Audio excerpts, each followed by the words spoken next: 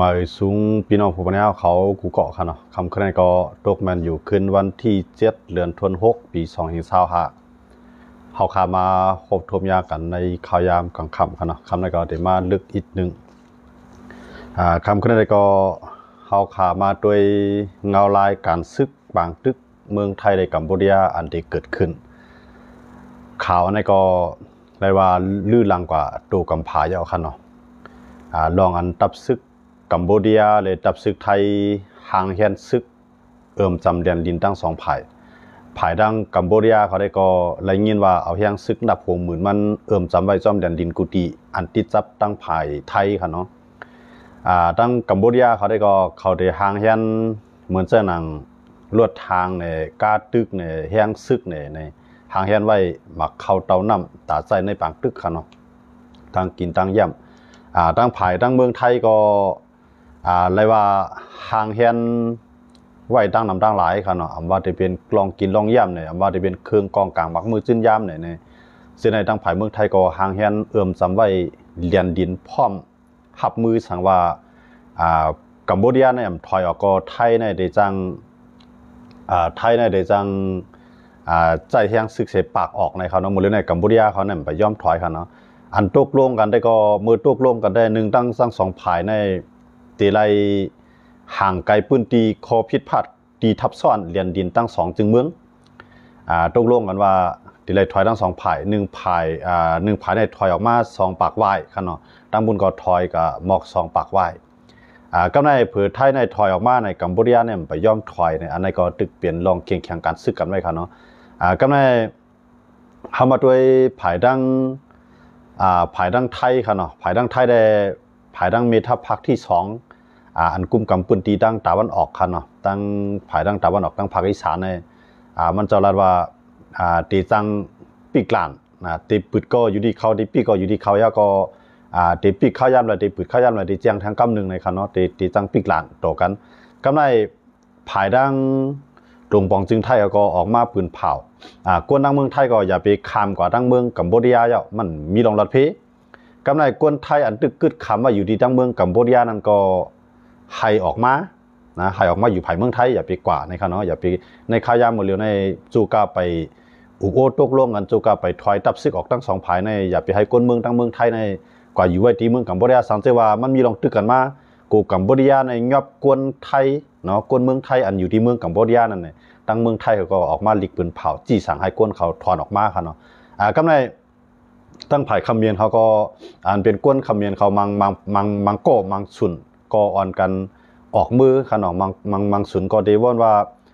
สังเกตว่ามีปังตึกกันมากูบันไดลือวันตั้งนั่นขนาดเนาะมือท่ามังก็วันจังไงมังก็ว่าหลุดเลยมือเกียรติเขตแผ่นดินเมืองเขาเย้าวันกันขี่รถขี่ก้าออกมือกว่าก็มีดังนำค่ะเนาะออกมือดังสากแก้วค่ะเนาะที่ในมันก็เลยว่าเปลี่ยนอันเข่งแข่งกันซึกกันหาแห้งไว้ในข่าวดังหลายปีมาในปอกในเลยว่าเปลี่ยนอันเพิ่มแถมแห้งซึกกันนำติค่ะเนาะเมื่อตั้งได้มือตึกกันเมื่อปี54ที่นั่นได้ก็เมื่อปี53 54เขาอย่างเนาะที่นั้นมันปอแห้งติค่ะเนาะอันเขาตึกกันที่ปนมาก็กะปอกได้มันเลยว่าปอกได้มันตึกกันอีดอ่อนเนาะตึกกันถ้าครั้ง10 นาทีเมื่อวันที่28เรือนทวน5ครับเนาะตึกกันในครั้ง10 นาทีเนี่ยมันมีรองลูซุ่มก็เหมือนจะหนังกัมพูชาไล่ตายกว่า1ก็ยาก็หมัดเจ็บเผาแห้ง1ก็กำลืนมาก็ตายที่ห้องยาครับเนาะแต่ปองว่าตาย2ก็คนกัมพูชาอันนั้นก็อันเปลี่ยนภายผู้นำซึกของคำเมียนเขาก็อ่อนกันออกมาห้องไฮครับเนาะว่ามันเป็นลอกไล่การต่อสู้ป้ายใจนั่นครับเนาะก้นเขาตาย2ก้อนในเสียลายน่ะไทยเขาในลุกล้ำแผ่นดินเขาจังนั้นจังไหนก็หนังคือก้นเมืองในติดปันแห้งตับซึกนั่นครับเนาะกำในก้นเมืองก็อ่อนกันไฮจอมเนาะอีรู้ซึกเขาเสียลายซึกเขาในอ่อนกันไฮจอมค่ะนะตั้งมีทัพเขาตั้งผู้นำซึกเขานั่นค่ะนะผู้นำซึกในนาซึกนั่นค่ะเนาะอ่อนกันไฮนะก็ในอันนั้นได้มันเป็นปัญญาของคำเมียนไงเนาะมันเป็นปัญญาจังไหนพวกเขาไฮน้ำตาตกจังไหนเหมือนจะว่าเขาหักซึกเขาหนาๆนะเมื่อเขาหักซึกเขาหนาๆก็ให้ก้นเมืองในอีหลูเนาะให้ก้นเมืองในจอยแชมป์ก้นเมือง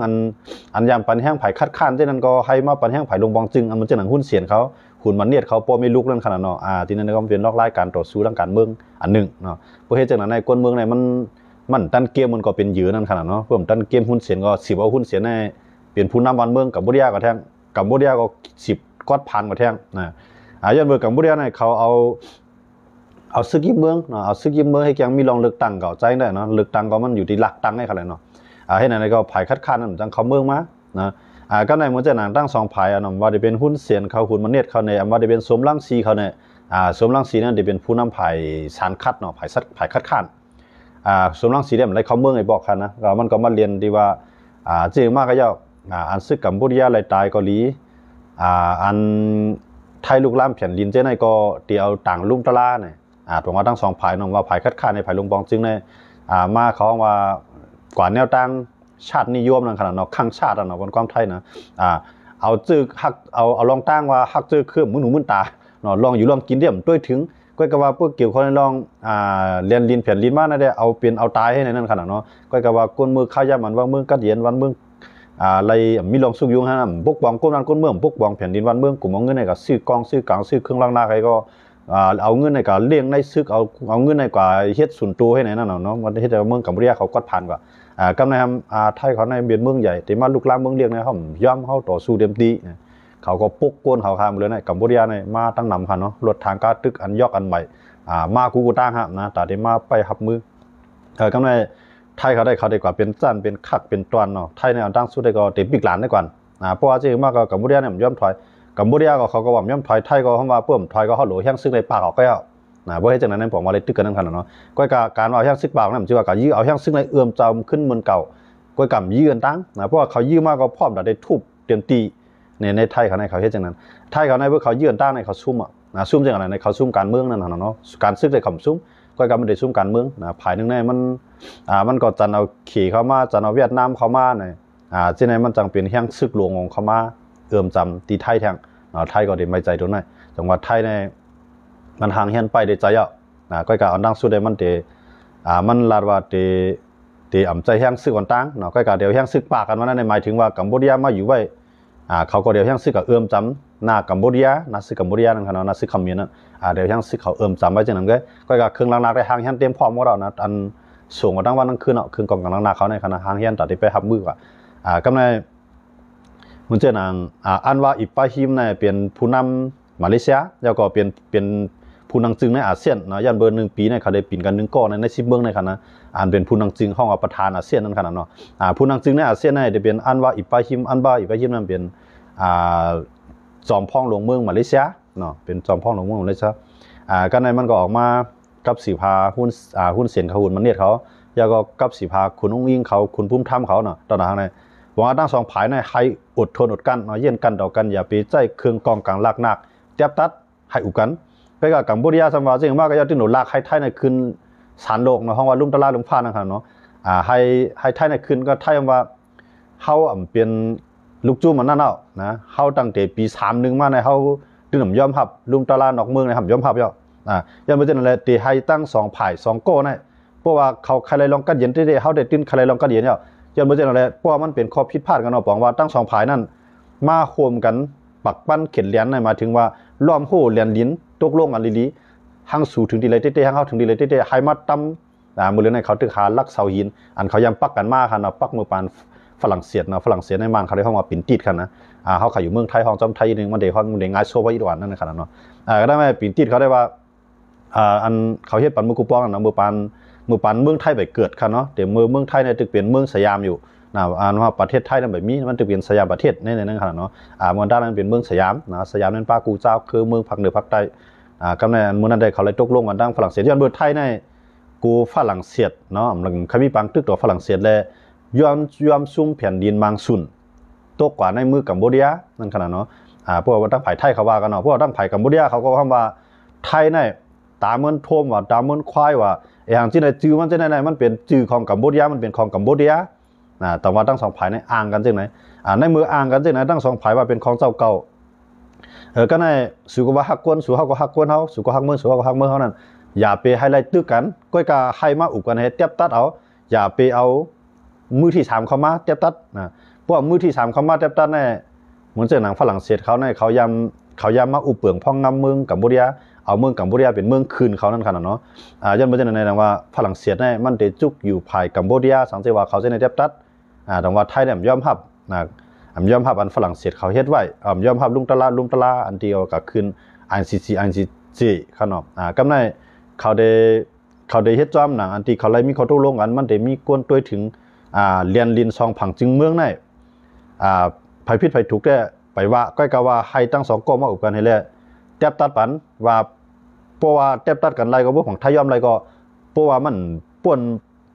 โป้มันป่วนหน้าหรือเฮียงก็ไทยก็ยอมพองจังนั้นกัมพูชาก็ยอมพอทั้งสองฝ่ายยอมให้สุดซึกออกสังเกตว่ายอมไรก็อย่าไปให้ไรเอาเฮียงซึกอยู่ที่ไหนที่ไหนก็ต้องกันขึ้นมาอุกันลองปักปั้นเข็ดเลียนเฮาว่าเฮ็ดเลียนดิน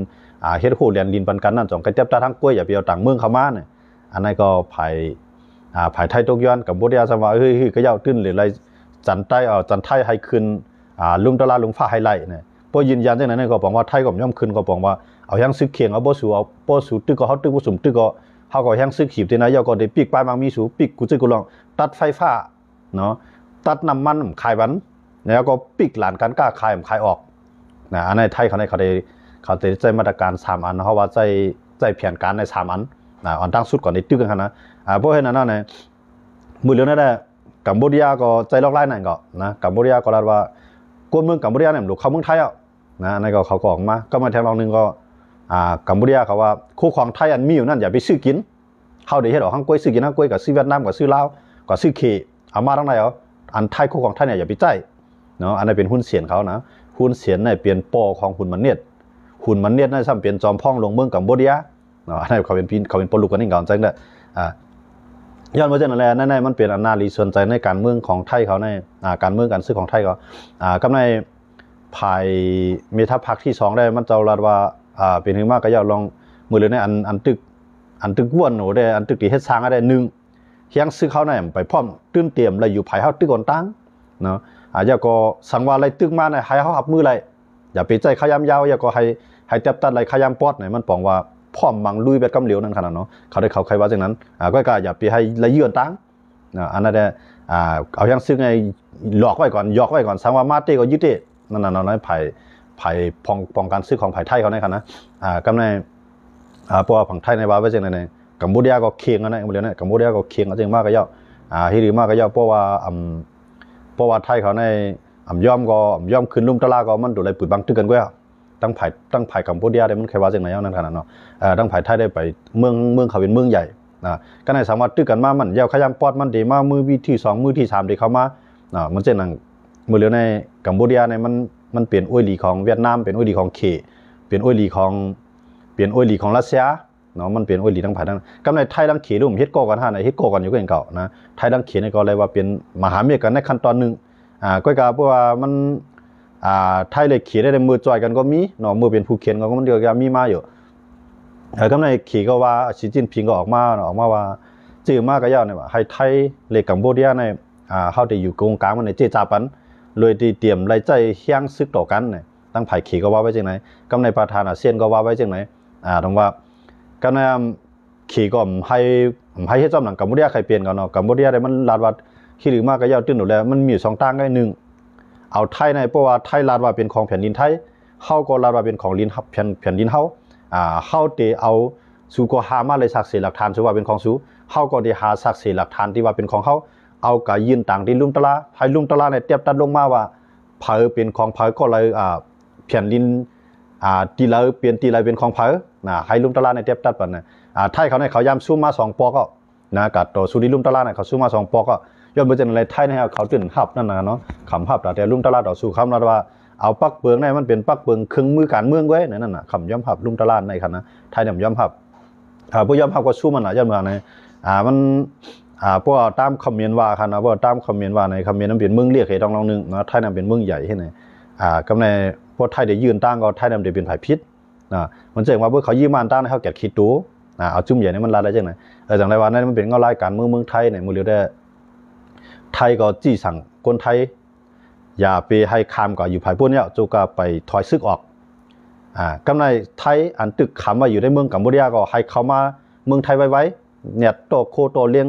ซื้ออันทางเส้นก็ให้เขามาสังเกตว่าวันหนึ่งมาพวกอะไรตึกกันกลุ่มจังมามันขนาดน้องไทยเขาได้เขาว่าจังนั้นปดตึกกันในมันจังมาในนอนเราตั้งกัมพูชาก็ได้ย่อไปคนไทยค่ะนะมันจังเป็นจังนั้นกัมพูชาเขาย้ำเฮ็ดเนาะเขาย้ำเฮ็ดเหมือนตั้งในไทยเขากันในการเจอ ที่ปราสาทพระวิหารหรือสังสิงห์ในที่หิมพร้อมจมดันดินในเขาในกลางใจว่าที่ไหนมันเป็นตีลินไทยจังไหนกัมพูชาในยอดเขาตกคอค่ะนะตกคอก็เป็นตลาดเปียคุณวิลาสมความคิดอันนี้หลายๆโก้ค่ะเนาะเป็นเต้นพ้องของปฏิประชาธิปัตย์ของญากับ2โก้ค่ะนะตกคอนะยาวก็สวเนาะสภาสูงในโก้เนี่ยญากัมพูชาเขายอดตกคอเมื่อปี54เนาะ53 54เนี่ยเขาเนาะเมื่อนั้นเนี่ยเมื่อนั้นได้เขาตึกกันก้าวไม่เงาตึกกันห้องรถนั่งเที่ยงเนาะยาวก็กองมูเขานั่นก็ก่อยนำกับวันใจเนี่ยเนาะคนก็มีลงลูกตายทั้ง2ฝ่ายก็การกำลืนมาเนี่ยมันยาวเลยลองการยอมหับกันกับตัวสุริลุมตลานั่นขนาดเนาะลุมตลากับลุมตลาเจ็บตันมาปราสาทพระวิหารในตั้งคืนได้ผังไทยคืนอะไรอยู่ก็การดูปราสาทเนี่ยหมายถึงว่ากองมูเก่าเก๋นั่นขนาดเนาะปราสาทพระวิหารนั้นกองมูเก่าเก๋เขานั่นตกเป็นของกัมพูชายาวก็ไทยเอามาจากหนังภายดังจัดจึงลุมผ้าเขาก็หับเปลี่ยนคู่ของจัดจึงลุมผ้าห้องว่ามรดกโลกขนาดเนาะภายกว่าก็อะไรอย่างนั้นก็กับให้ตกอยู่ภายกัมพูชานั่นขนาดนั้นตีๆเนี่ยเขาเทียบตัดก่อนใช่ไหมอันนั้นไทยซุ่มกว่าไทยก็เสียหลายมันก็มาเอาได้ขึ้นเนาะยังไม่ใช่ไหนก็ในเพราะว่ามันเปลี่ยนเสื่องนั้นมาในปีกหลานต่อกันในกำในกัมพูชาเขาใช่ไหมก็พอมันตึกกันได้อันตึกขึ้นเขาไว้ในเมืองไทยในไทยได้เต็มเพชรสังนั้นเขานะสังว่ามันตึกสังว่ามันปีกหลานกว่านี่ก็เขาเต็มจังมือหมดกันนั่นแค่ผู้เป็นตั้งกัมพูชาได้ย้อนบอกมันเป็นการแนวของมันเนียดนั่นขนาดเนาะเพราะว่ามันกวนเขาลูกเขาตายเขาซุ่มน้ำเอาในเขาจังยอบเอากวนมันเป็นกวนเมืองไทยอันอยู่ไว้ที่ในเมืองกัมพูชายันเป็นจังไรไทยในไม่ใจแห้งน่ะจังไรว่าให้กวนเขาผังปูนในมาอยู่ผังไทยเชียงเนาะว่ามันเพราะว่ามันจำเป็นไปจังมากก็นั่นได้เอาตัวไผ่ตัวมันรอดไว้นั่นขนาดเนาะแต่ว่าตั้งไผ่ปูนก็มันมีพ้องต่างของไทยเขาด้วยถึงไว้อย่างเก่าเนาะมันเจอหนังตั้งไผ่ไทยเนี่ยก็มีพ้องต่างของกัมพูชาแต่ด้วยถึงกวนกัมพูชาอยู่เนาะมันเหมือนเท่าเขานะเมื่อตุ้มตัวเขาในมีเขาผมจำว่ามีนะพ้องต่างเขาในมีดีเกี้ยงใหม่มีดีกรุงเทพแต่ด้วยถึงเขานะก็กูว่านะครับเขาในด้วยสั่งถึงบรรเทานะเขาก็มีอย่างไรก่อนจังเลยเพราะกว่าว่าพี่น้องเขากว่าได้หันเอานะที่ลุ่มป้องต่างที่เมืองที่กรุงเทพเกาหลีที่เกี้ยงใหม่เกาหลี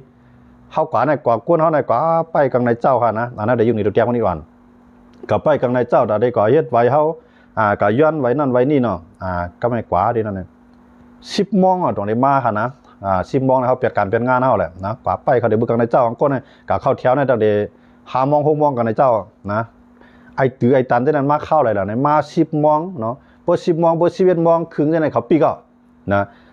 ะก็ในวัน1 โมง 2 โมงที่นั่นเหตุการณ์นะที่ไรไปเขา3 โมงจะขึ้นมาเอาขึ้นเอาไว้นั่นหรือนั่นได้มาขับเรือขับแทงอันในไอ้ตือไอ้ตันของไอ้มันนะกำลังสร้างอันอยู่จำลุ่มกับสารกุฏินะอันอยู่จำพ้องต่างนอกเมืองไงนะเนาะ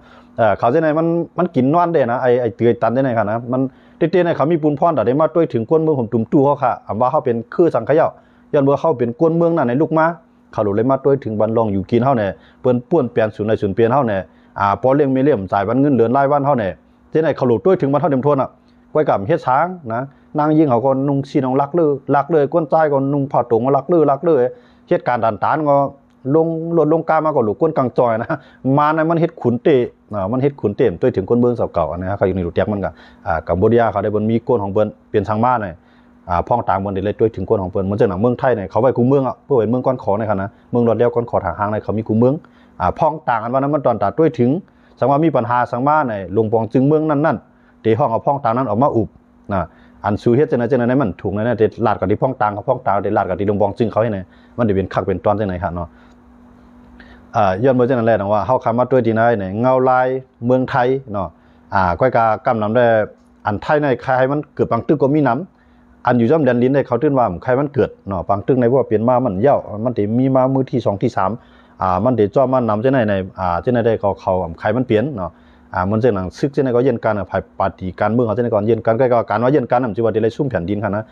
ะก็พร้อมได้ต่อสู้ก็ว่าเอาเสียนตั้งเงาลายงำเย็นต่อส่วนตั้งก็เอาแห้งซึกในเพิ่มใส่ตอนตัดได้หลอกกันค่ะเนาะผู้สุ่มย่อมเฮ็ดจอมบ่สู่อ่านเคยบางตึกก็แห้งซึกเขามีกันได้ในคันนี้จังนั้นกำไรเฮาคาบ่ต่างวันบ่มีติดตามมีเขาย้ำตั้นให้ข่าวเดี๋ยวมาว่ามาแตกนึงกันเนาะตั้งกัมพูชาเฮียงต่อสู้มีกะหือตาใส่ตื้อในการซึกบางตึกมีกะหือยาก็ดังเมืองไทยมีกะหือในบ่ต่างวันเอาได้เก็บข้อมูลมันมาโต้ไต่ใครในพี่น้องผู้บริหารเขาว่าเฮียงไทยเลยกัมพูชามันกว่ากันจังหือในคันเนาะค่าได้ค่าอ่านมาย่อมก็มันต้องหลายเสียงอันนั้นได้เตรียมอีกนึงนั่นขนาดเนาะอันนั้นได้ต่างวันต้องแกม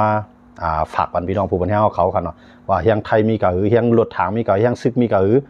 เฮียงเงินตัดใจในปังตึงมีกะหือกัมพูชาซะมีกะไทยมีกะหือเนี่ย เฮาขาสองก็เอาไล่หูเยอะแยะมันมาโต้ต่างโต้ไต่ใครในกันในครับเนาะอันนั้นก็เกี่ยวข้องในรองการเมืองไทยหรือกัมพูชามือได้เลยว่าเคียงแข่งกันซึกกันหาวแห้งไว้เยอะครับเนาะก็กลับไปตึกย้อนมือช้างเนี่ยเมืองขี่ก็ตึกห้ามไว้ยืนกันไว้ก่อนอย่าไปฮิตตึกอุบกันให้ไล่มันจะนั่งอันว่าอิฟาฮิมอันนั้นก็อันว่าในเต้มันในมันเป็นหูเขาว่าก้นหูก้าวหน้าเนาะเป็นก้นเตียนต่อสู้ภายดิโมคราซีมันก็ออกเป้มาเมื่อหลายปีพ้นมาครับเนาะอันว่าในวนแล้วมาด้วยลอกไล่การต่อสู้มันเนี่ยพวกใครเปลืองแล้วของชั้นสุจินะมันเนี่ยย่อมออกวันออกเมืองมือมันต่อสู้ต่อปราชิปปราชิปอย่างนั้นที่มันก็แค่ว่าอย่าไปของมันนั่นก็ปราชิปอย่าก็ดังอันว่าในเขาต่อสู้กันนะเขาต่อสู้กันก็กับปราชิปในมันของว่ากองทุนเงินตื้นล่างแผ่นดินนะครับเนาะแต่ได้จอยกันด้วยกันในเมืองนะครับเนาะมันโกงกินหลอกกินเลียนกินเงินอันไหนเนาะเพื่อนมันตกขอกนะเพื่อนมันตกขอกกับในอันว่านี่ก็ขึ้นมาต่อสู้ดังการเมืองเนาะมันในตกขอกผู้ใดปอกอันว่าอีไปชิมในขณะที่มันเลยขึ้นมาเปลี่ยนจอมพ่องหลวงเมืองมาเลเซียหมดเร็วครับนะมันตกขอกก็ข้อกล่าวหามันก็ขึ้นค่ายสั่งก็เขาว่ามันเปลี่ยนกวนใจซ้ำกันนอนโดยกวนใจหนังกันขึ้นห้องว่ามันเป็นพุทธไทยของวากีนั่นขนาดเนาะในศาสนามุสลิมในคำย่อมพับไรที่ว่ากวนใจดอกกวนใจมีไทยของว่าเพศสัมพันธ์กันเนาะเพราะว่ามีลองกับมากันนั่นขนาดเนาะความใต้เนาะมีลองกับมากิเลสากันเช่นไรแล้วก็เขาต่างกันตั้งพิษมันก็เลยเฮ็ดนะครับเนาะมันได้ยืนยันว่าเขาในเป็นกวนใจเต็มตัวใจป้านั่งยิงนะครับมีใจก้นยิงมีใจเก๋ก็เป็นกวนใจเต็มตัวก็ว่าแทงภายนึงในปราชญ์อาชีพเนี่ยมันนำว่ามันมีศักดิ์ศรีหลักฐานมาไหนก็เอาเยี่ยมเอาตั้งพิษอันว่ามันเป็นก้นใจขึ้นมีกับมาเลยก้นใจเลยตกขอกในขอกล่าวหาหายแหกได้ครับนะมันก็ตกขอกหลายปีกันเลยอย่างเต้มันได้มันเป็นคู่แข่งนะคู่แข่งทางการเมืองคู่ต่อสู้ทางการเมืองเนี่ยเอาตั้งพิษใส่บันก็ไรเพราะว่าแจ่มใจก็อยากได้เลยห้าว่ะย้อนเมื่อกองยิบไผ่กองยิบอันหนายิบซึกยิบปักเปลือกใหม่มีจึงเมืองเนาะเอาอันว่าในเหยียดคอกได้หูหลายปีเมืองครับนะแต่ได้ต่อสู้ขึ้นไหลขึ้นมาเป็นจอมพองหลงเมืองมาเลเซียครับเนาะอันในมูเลียวในเป็นประธานอาเซียนเนาะอันนั้นเขาขาดได้เลยด้วยทีนะอันนั้นเขาขามาปืนมันอีหลอนตอนหนึ่งเอามาต่อแต่ใครในพี่น้องผู้ปัญญาเขากันเนาะก็ในเหมือนเช่นนั้นองซานชูจีเนี่ยก็เหมือนนั้นนะเต้มันในตั้งพิษมันหนึ่งใจมีอันเต้เขารู้มาเขาในเลือกตั้งแห่งปีว่าในก็หาตั้งพิษใส่มันว่ามันกว่าหาเสียงแล้วก็มันเปลี่ยนข้าวยามันเปิ้นเฮฮามลองโควิดเตรียมเลยออกข้าวนั้นข้าวในเนาะนั่นก็อันหนึ่งตั้งพิษมันก็ในมันหับกินเงินสู้เงินลาบทองคำเป็นเอาคำในเป็นตะไลจ้อยดักเสียงไว้นี่ว่าอันนี้ก็มันเย็นมันก็ในมืดตรวจมืดแจ้งในเคลื่อนมันมีวิธีสื่อสารเนาะห้องโวนั่นขนาดเนาะโวว่าจักรลาดว่าเนาะความใต้ที่ห้องว่าจักรลาดให้เนาะเมื่อญาตินั่นหลายลูกเนี่ยอันนั้นตั้งพี่ของปู่มันหูหลายเมี้ยวฮะของท่านสุจีนี่ก็ตั้งดีมันหลายเฮ็ดนะ